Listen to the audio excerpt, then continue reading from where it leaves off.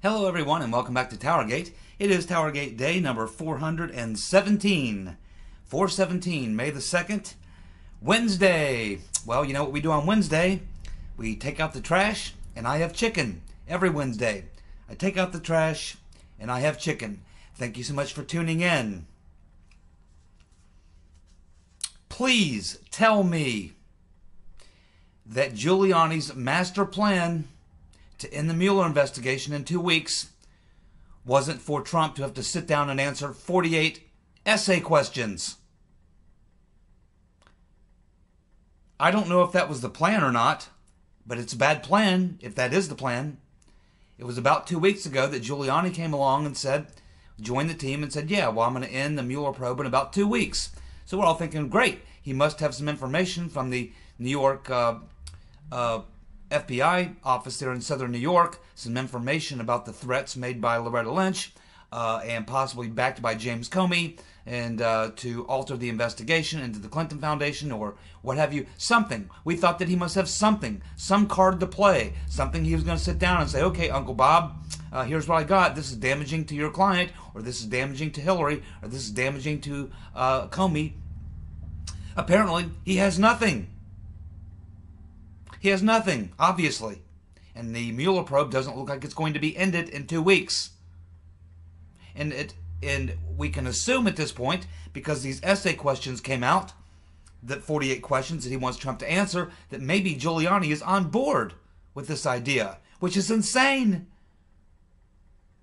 Mr. Dowd left Trump's team, and he was the one saying, don't sit down with Mueller. Or no, it was Ty Cobb, I believe.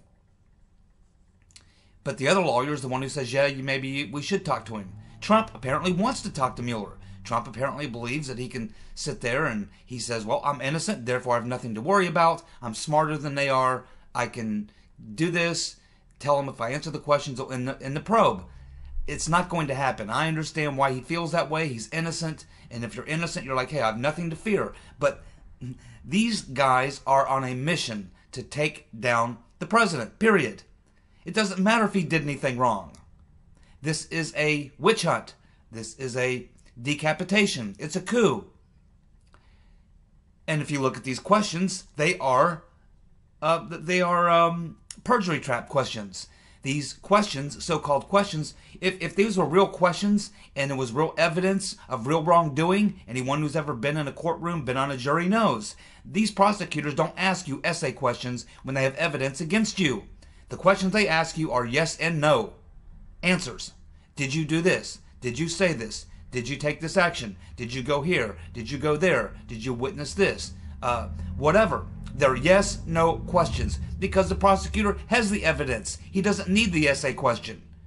He hits you straight up between the eyes with the hardball, and you have a yes or no choice.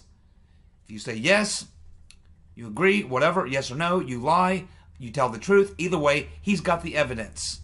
These are not yes-no questions. These are essay questions. And they're not even the questions that are important. They're just to get you talking. Because what they've done is they've written out these questions and they can say, okay, now we've got these questions. Now, as they go question by question, they say, okay, now here's the question. How is he most likely to answer it? He's going to answer it this way. Okay, then we're going to do this. Then he's going to do this. Then we're going to do this. Checkmate. These are set-up questions. They're designed as perjury trap questions. That's what this entire thing is. It's a perjury trap. No way in the world should Trump answer any questions. I have no idea what's going on with Giuliani, if Giuliani knew about this, if he agreed to this, or if he's, or anything like that. I just don't know. We haven't heard from Giuliani. I haven't heard from Giuliani about what he thinks about this 48 questions and who leaked them and why were they leaked. There's a lot of problems with this. I'm not a lawyer, but I will tell you, that this is a bad idea, as most of you know. Especially when you look at the facts on the ground, and it's not like things are going against us. Things are going for Trump. He is becoming more popular. Mueller and his investigation and the witch hunt is becoming less popular. The proper technique right now to play. It doesn't matter about the Mueller investigation ending it, not ending it. Whoop-de-doo. We know he's got a mission he's on to try to take down Trump. there's nothing we can do immediately about that as far as directly with Mueller. There's a couple options, and here is how I kind of see it. I would not have Trump sit down and talk to Mueller under any circumstances. What I would do as a lawyer representing Trump is I would sit down with Mueller and I would say, okay, let's talk about what we can do to have this Q&A session with the president. Now, and then what I would do is I would lay out a series of demands to Mueller and his team that I know they will never accept. That they're going to say, no, we're not going to accept those terms. Then I say, okay, I guess we're at loggerheads. We're not making any progress. Let's take a break. We'll come back in 2 or 3 weeks and we'll try again. And I would go back again 2 or 3 weeks later. I would offer them some more options that I know that they'll never accept. And I would keep doing that. In other words, run the clock out. The exact same thing that the deep state is doing to us on the investigations that we're trying to bring to light. You do the same thing to them. Run the clock out. It's a great strategy. It can work very well, especially when the long game is in your favor. And it is in our favor. Run the clock out on Mueller. Because what is likely to happen, one of two things.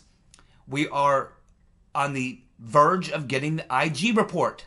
If the IG report is legitimate, if it's a true investigation and telling us what really happened, we know that the first group of things that the IG is going to drop is going to deal with the investigation into the Hillary Clinton's emails by the FBI, which Comey was running along with Mr. McCabe and Strzok and others. But it's also going to look into the FISA court issue and whether or not they misled the FISA court. And we know they did. We know they did. And who is one of the people involved in that? Rosenstein. Rosenstein signed off on at least one of the FISA warrants. He was the assistant AG. If he, like the others who signed off on the warrants, like Comey and Yates and whoever else, are found to have misled the FISA court, and I believe they will be found in the IG report of misleading, not being totally honest with the FISA court, that is going to put them in a precarious situation. In the case of Rosenstein, he is the guy who appointed Mueller. If he himself now becomes under investigation or the target of a criminal referral because he misled the FISA court and may be part of a larger conspiracy to trump up charges on Trump or even to let the rotten Reverend Clinton off for her crimes, any type of criminal activity that he may be targeted for in a criminal referral, he will have to recuse himself. Rosenstein will be gone. He will have to resign. At the very least, recuse himself and probably resign. In which case, you appoint a new Deputy Attorney General, who then comes in and neuters Mueller. That's what I would try. That would be the direction I would go. And if it doesn't pan out that way, you just keep running out the clock. But you don't sit down with Mueller. That's the last thing you do. I can think of 3 or 4 other options I would take. None of them include sitting down with Mueller. That's a suicide pact. It's a perjury trap. That's what's going on here. For obstruction. And we can tell by the question, he has no collusion. We can tell by the Manafort case, he has no collusion. We can tell by the Flynn case, he has no collusion. All he's got is this obstruction angle.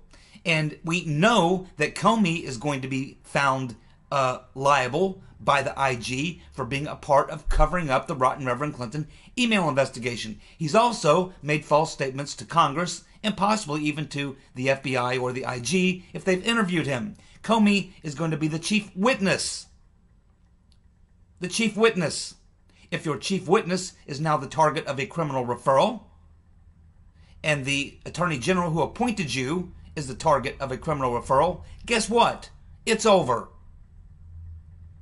The IG report may put an end to Mueller, may put an end to Comey as your star witness, may put an end to Rosenstein, and any of the 3 or all of the 3. You let that play itself out. If you let this play itself out, the long game, you are going to win. Trump is becoming more popular. He's doing better. And the Mueller investigation is losing points. It's losing the support of people around the country. Not just, I don't care about Democrats. They're not going to vote for Trump anyway, or Republicans. I'm talking about Republicans and independents. Most importantly, independents. This is the strategy that Giuliani should be playing. He should not be playing the sit down and talk to Uncle Bob strategy. That's a perjury trap.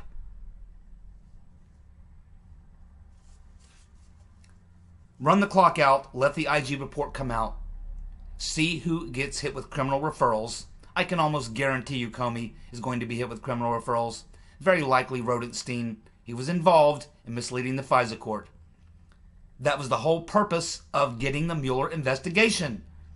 If the purpose of getting the Mueller investigation, or if what allowed them to get the Mueller investigation was the FISA court, the surveillance, and all the other things, and that led to Comey being fired and Trump firing Comey, and if Comey was fired because he was involved in a criminal activity, covering up the Hillary Clinton email investigation and making false statements and all these other things, well, there goes your obstruction case. What are you going to do? Try to take out Trump for firing Comey when we've just learned from the IG that he's a criminal and likely going to jail because he lied and because he engaged in a cover-up operation, because he obstructed justice himself in the Rotten Reverend Clinton and Clinton Foundation email investigations, because he took part in signing off on at least one FISA warrant as well, based on a dossier that he said himself was salacious and unverified. My goodness, you wait it out. You wait for the IG report to come out.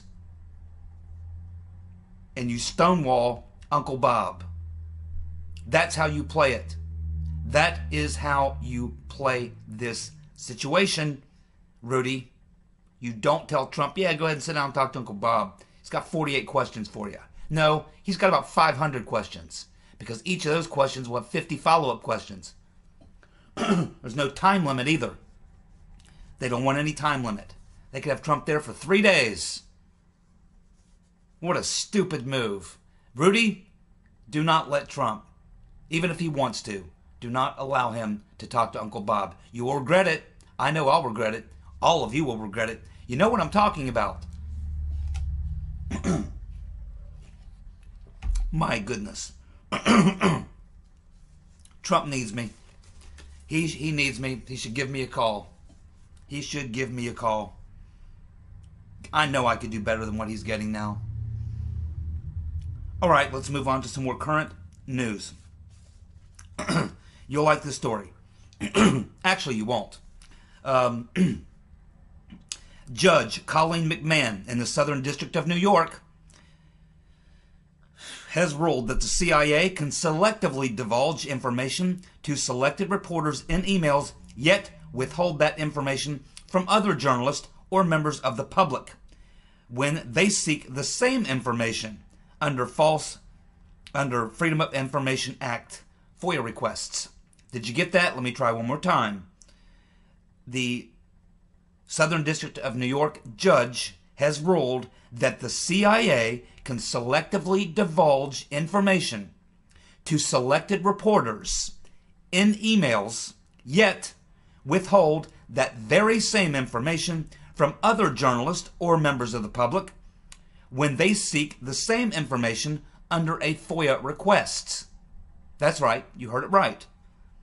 The case was brought by an independent journalist in regards to emails that were sent to David Ignatius of the Washington Post and New York Times by the CIA.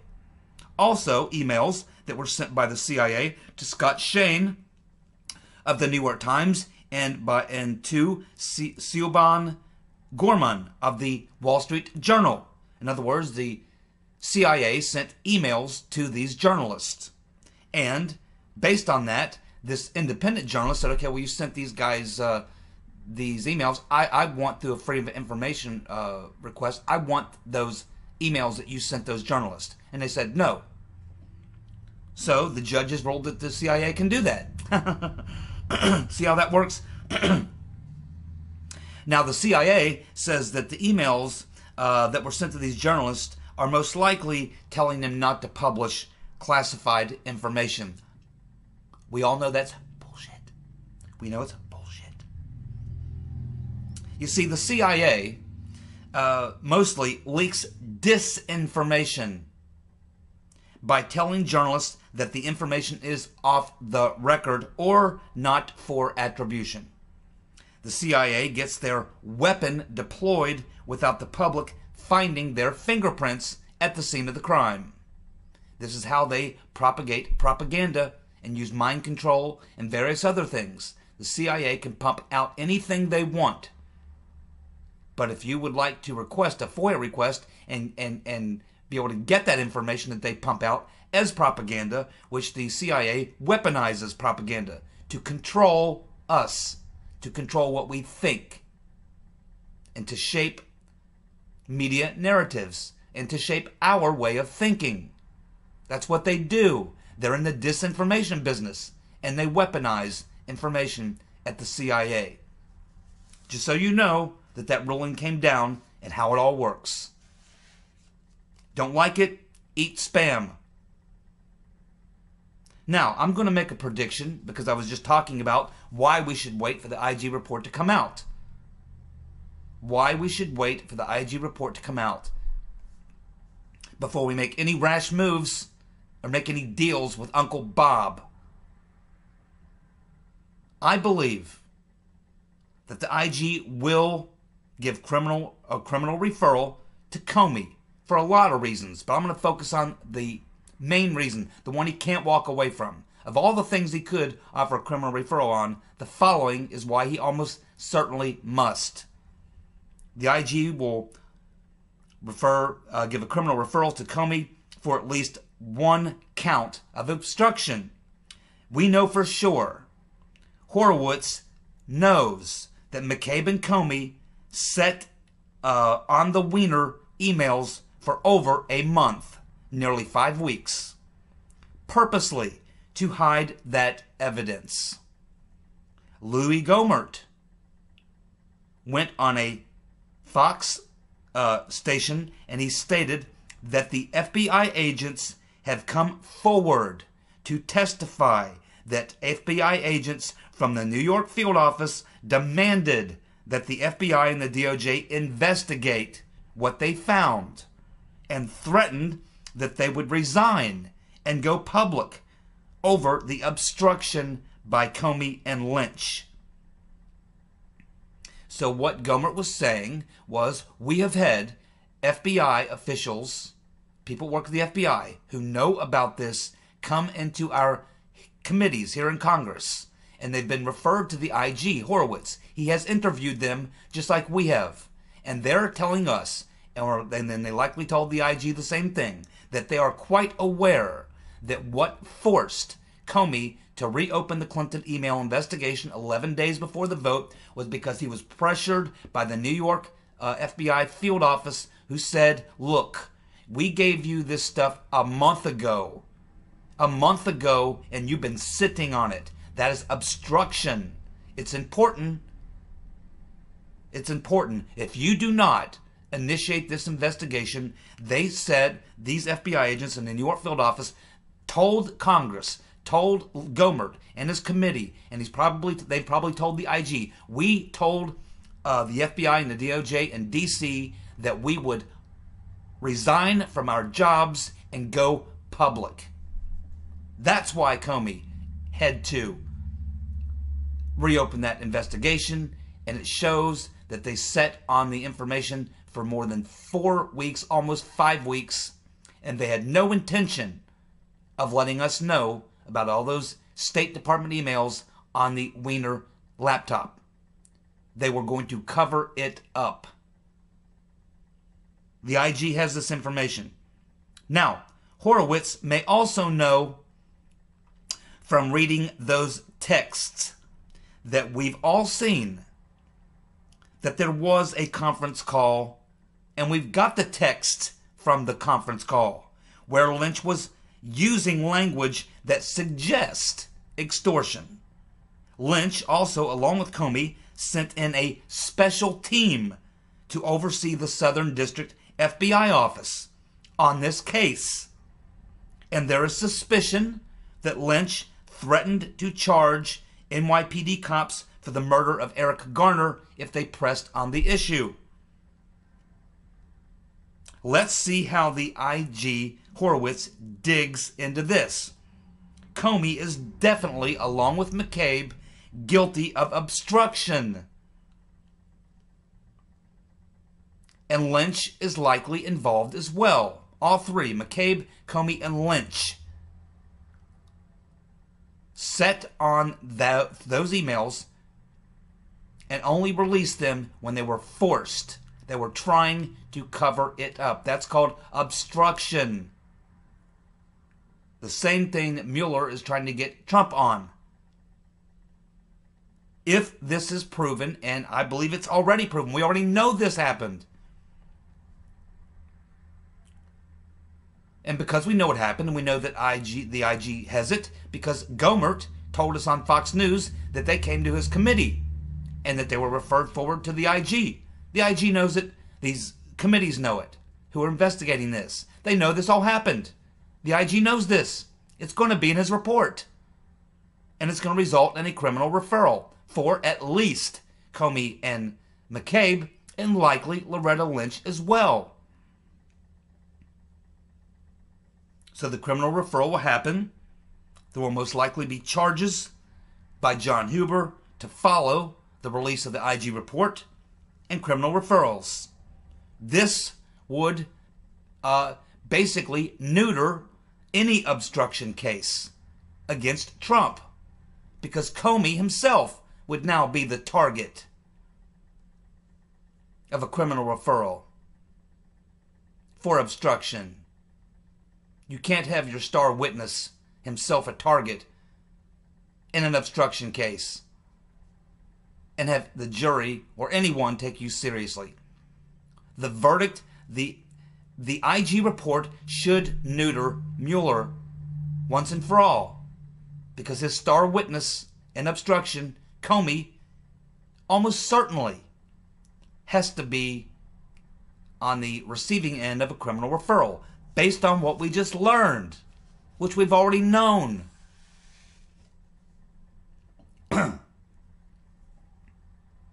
Well, something I'm going to talk about now, it's not a real major big political issue, but just something I want to mention, because we are noticing that prices are up at the gas pump.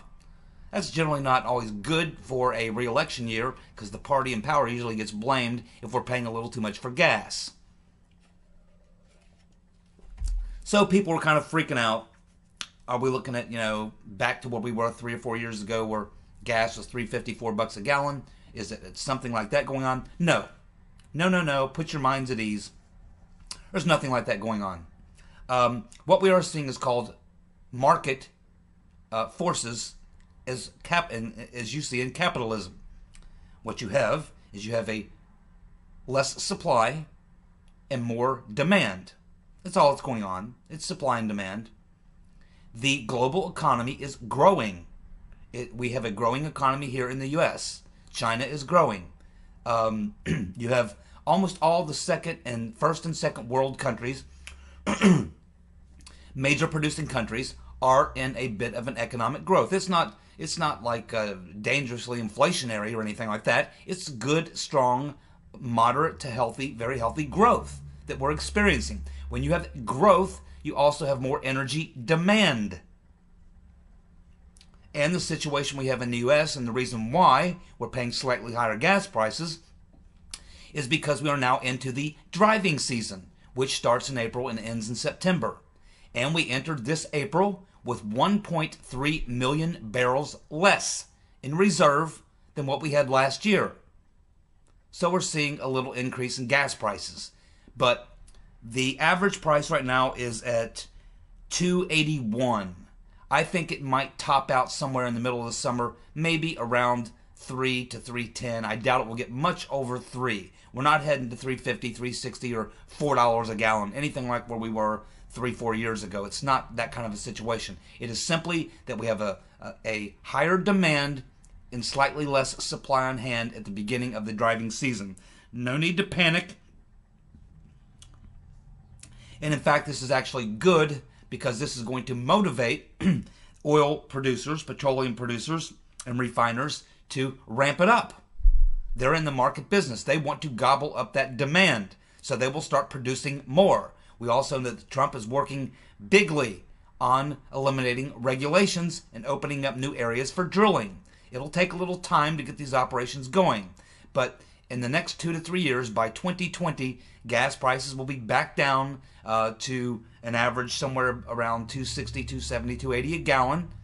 We'll have caught up with the demand curve. The production will catch up with the demand, and everything will be just fine. We're not headed for a major energy crisis or anything like that. No major shortages, no major really high prices. Just the typical increase we see this time of year when driving season begins. It's just a little sharper this year because we started the driving season with 1.3 million barrels less oil than we had last year. They weren't prepared for this kind of demand, and it's for a good reason. It's because we're seeing economic growth around the first and second world countries in the world. Now, we still have a problem in the third world. They're on the skids. We have a lot of problems in South America, Venezuela, places like that, Cuba. You can take a look around. You can see who's doing well and who's not doing well. North Africa struggling, places like that, some places in the Middle East. Russia obviously is tanking. But most of the major producing countries who produce a lot of things and require energy to produce that are doing well, and so energy demand is up, supplies are slightly down, and that's the reason. No reason to panic, friends. It's all good. Dennis left a link in TowerGate Day 416, I believe it was. Thank you, Dennis. So we're going to go through what we learned from a couple of these links that Dennis left. The first link, and I think they're all relative to the first link. So let's read this and see what we got. Members of the Freedom Caucus, led by Mark Meadows, have drawn up impeachment articles for Rod Rosenstein. The Washington Post has obtained the document. He left a link. So yeah, you can read the articles of impeachment. I did. Basically, it has to do with stonewalling on getting information, and because of his other conflicts of interest, which we talk about all the time, yes, they got these articles of impeachment drawn up. Rosenstein says that they're trying to use extortion tactics against him. Now, currently, Rosenstein is temporarily recused because he's arguing a case at the Supreme Court. I don't know when he's supposed to be back in his full-time job, but until then, the Solicitor General is in charge. But they are prepared to draw up and impeach and remove Rosenstein. Now, they have absolutely zero chance of getting this done. So let's go through the process to explain why. But they should still do it, and I'll explain why. So, how does this all play out? Well, first, the articles of impeachment are given to the Judiciary Committee. It's the Judiciary Committee that actually draws up the legislation for the articles of impeachment. There will also be some debate, and then after the debate, if it is passed in the Judiciary Committee, they write up the legislation. All you need is a simple majority, 51%, to pass the legislation out of the Judiciary Committee. It is then goes over to the Senate for trial. You need a 2/3 vote in the Senate to pass this, to pass the impeachment articles, which would be legislation at this point. If they get the 2/3 vote, then the defendant, in this case Rosenstein, can be removed from office or convicted of whatever crime. Now, if the Judiciary Committee refuses to take up the proposal for the articles of impeachment, then the Freedom Caucus could simply move to a privileged resolution, which is a simple floor vote requiring 51%. The problem here is that it must be approved by the Speaker of the House. Big ears, Eddie Munster, Paul Ryan, who was opposed to articles of impeachment removing or doing anything to Rosenstein. Ryan would oppose it. So this is why it has zero chance of being successful. You're not going to be able to impeach Rosenstein.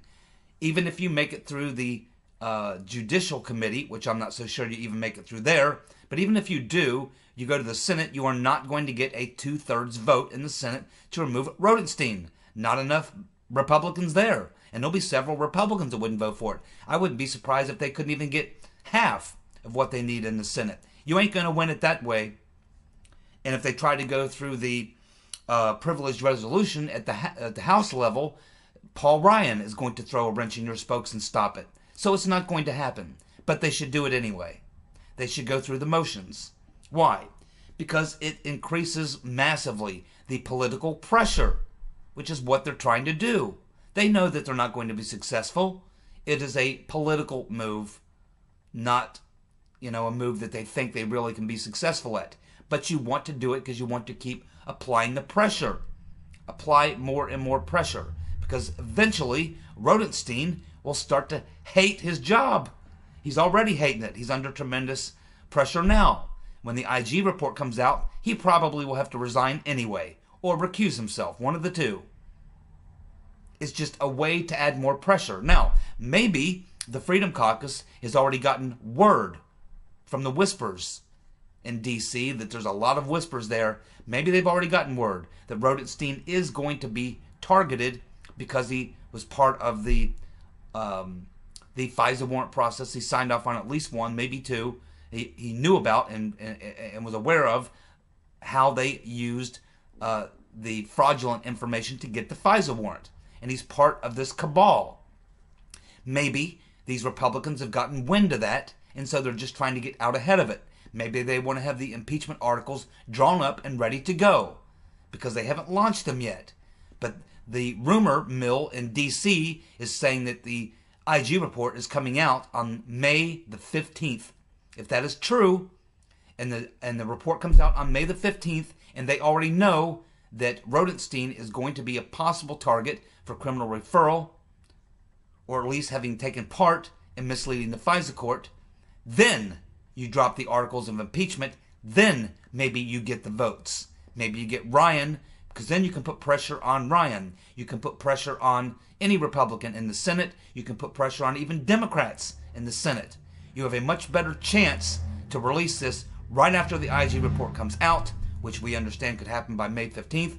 So I'm saying this is probably what's going on. They probably heard it in the wind that the IG report's coming out. They probably have also heard that there's going to be some trouble for Rosenstein.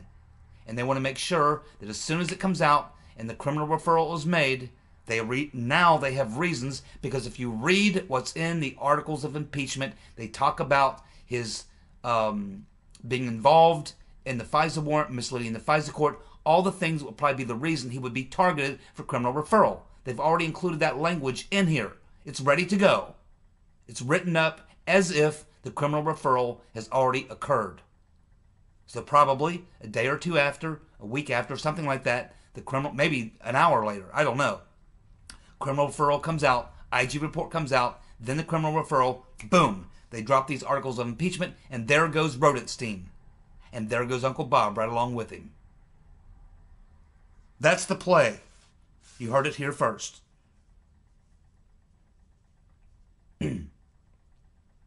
We had the leader of South Korea yesterday mention that Trump should win the Nobel Peace Prize. Today we have a report that Kim Jong-un has agreed to meeting Trump at the DMZ. He's also agreed to inspections. He's also agreed, they only have one major missile testing site there, or nuke testing site. He's also agreed to allow the international community to watch him and his government, the North Koreans, blow up their testing facility, the tunnels that they use. They're going to blow them up so they can't be used for any more testing. If that's all true, I'm telling you, it looks like this thing is for real. And if Trump meets Kim Jong-un there at the DMZ in the next month or so, and this all takes place, the South Korean leaders already said Trump would deserve the Nobel Peace Prize. And he would, in a big way. Probably would be shared by him and Kim Jong-un, and maybe the South Korean president. If Trump wins the Nobel Peace Prize, question for you all. If Trump wins the Nobel Peace Prize, what will the liberals do? How will they react? We saw them on election night melting down. We know how easily they are triggered. We know their mental state. We know their psychological condition. What will a Trump winning the Nobel Peace Prize do to the mind of a nutty liberal suffering from TDS, Trump Derangement Syndrome. Will they be able to handle it? Will we have a mass exodus of crazy, lunatic progressives under psychiatric therapy? Will they handle it? Will they melt down? What will happen? What do you think?